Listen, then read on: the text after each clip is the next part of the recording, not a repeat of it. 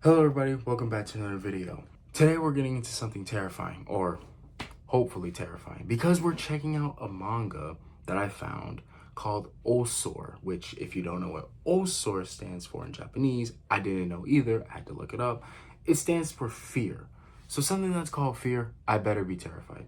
So Osore is kind of like a short story thing, kind of like Junji Ito or Keigo, with the reputation I have with his stories. It's a set of short stories basically talking about, I think, Japanese folklore. I probably should look more into it. So yeah, I'm very excited to get into this, and let's start to read.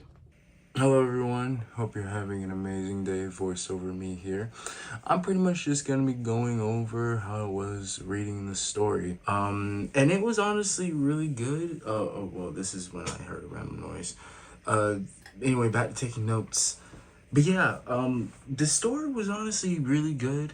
It really shocked me in a few places. Why in the world are you biting your nails? Anyway, sorry for the other distraction. The story was good, is what I'm trying to say. It blew me out of the water with my expectations of it. I thought it was just gonna be boring and random. Like, there are certain parts where you can genuinely see like my disgust and or shock in my face. Like, this story gets very wild, and even at the end of the story, as you can see here, I was very locked in, very much locked into this story because it was that good.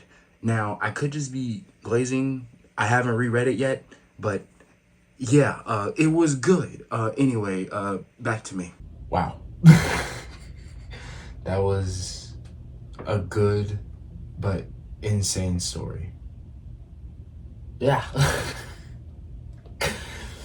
Let's move on to my thoughts. Okay, hello.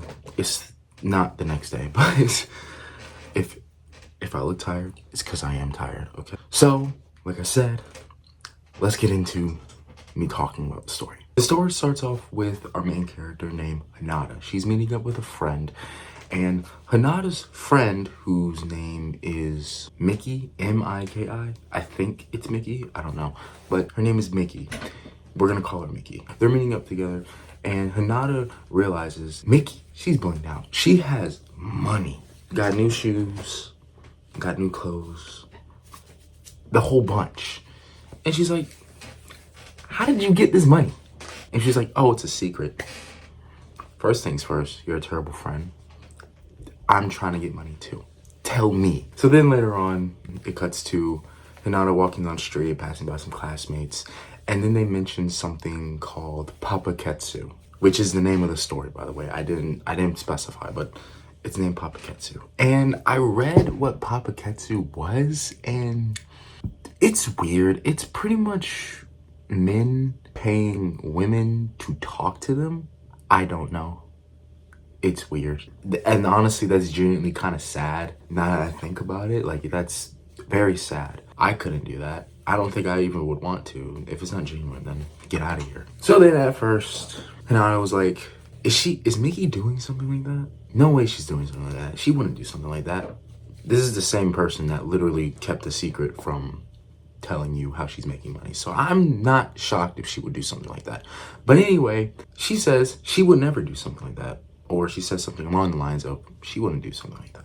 So then Hinata, hypocritically, goes behind her own words and starts doing this Papa-katsu. She meets up with a guy who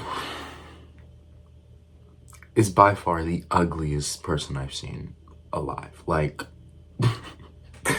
while I was reading this, just scrolling to his face, you can see that, like, scrolling to this guy's face. I'll put the clip up real quick. Oh, I'm dead. I'm so dead.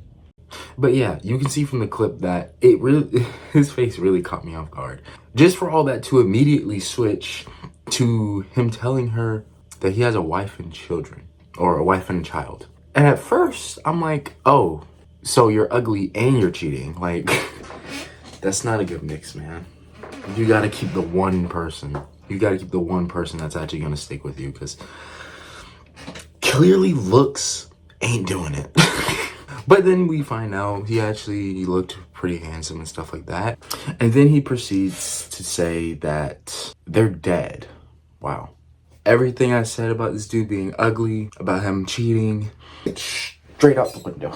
Because I was not expecting him to say that they're dead. Now, then he goes over the story of explaining their deaths. Pretty much what happened is they were in an apartment while he was at work and a fire broke out, a major fire, and it ended up killing both of them. What makes it worse about that story as well is the fact that Hinata genuinely thought that this was going to be a problem, like them two meeting up. So I can only imagine how this is for her, figuring out, oh wait, am I a homewrecker? But it's like, oh wait, I'm not a homewrecker because he's technically not cheating if they're dead. So I don't know. It's a little messed up to me. Like, that's genuinely a little messed up that you would tell someone that story. But I mean, it's only gonna happen one time, right? Like, this is gonna be the only meeting that they have, right?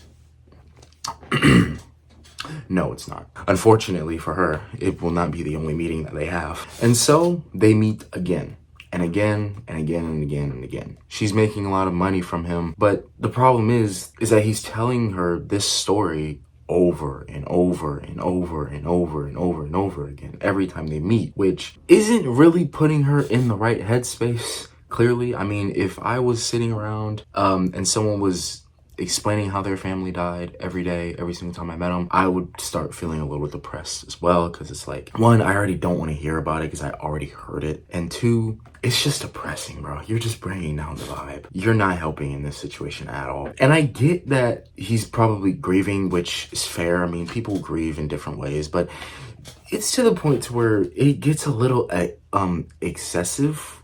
No, excessive.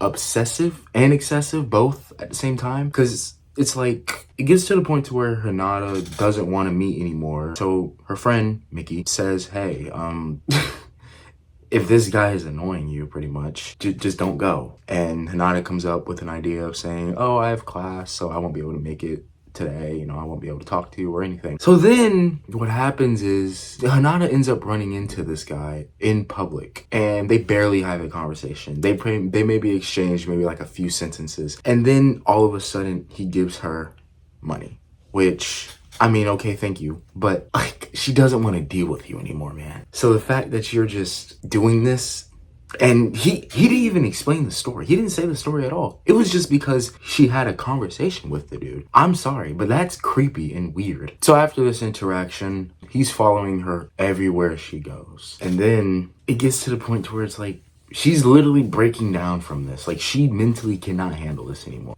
A dude stalking you, stalking people in general is probably the most terrifying thing ever.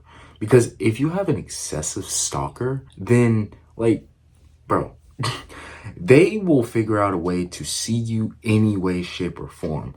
And sometimes it actually gets to the point where they tend to break into your house and stalk you still. I can't imagine what people have to go through when it comes to stalking, but that is terrifying. It's also weird, and the people that do it are losers. Like, come on, do something else. Do something else with your life. I get this guy doesn't really have any other family, which is probably the reason why he's doing this. But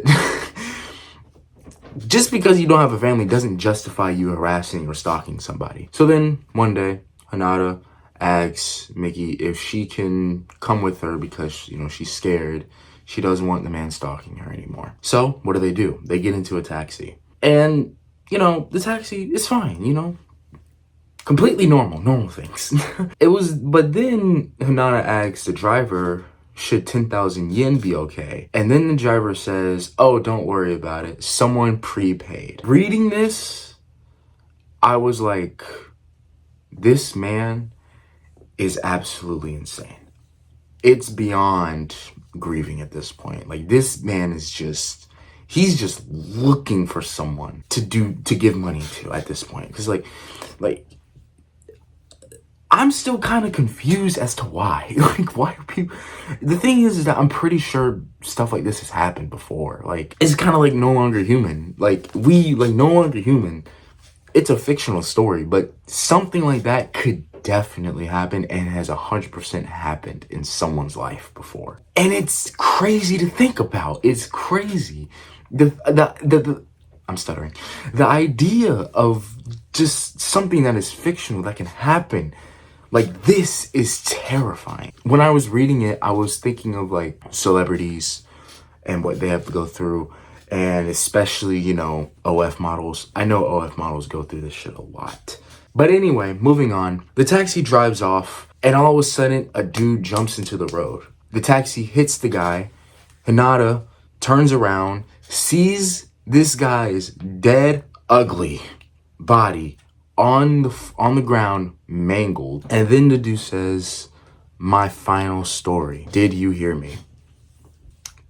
It's crazy. It's a crazy ending to a stalker. I think this dude was just depressed in reality.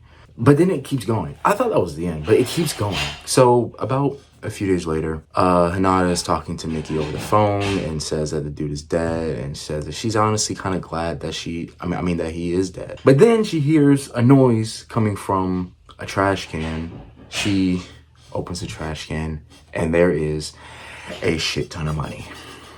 First things first, I'll take the money. I'll ignore whoever the heck is behind me. But yeah, that is Papa-katsu. A really, really good story. Wasn't expecting it to be that good. Like I've explained before, I wasn't expecting it to be that good, but it was genuinely good. I really enjoyed it. Link in the description below.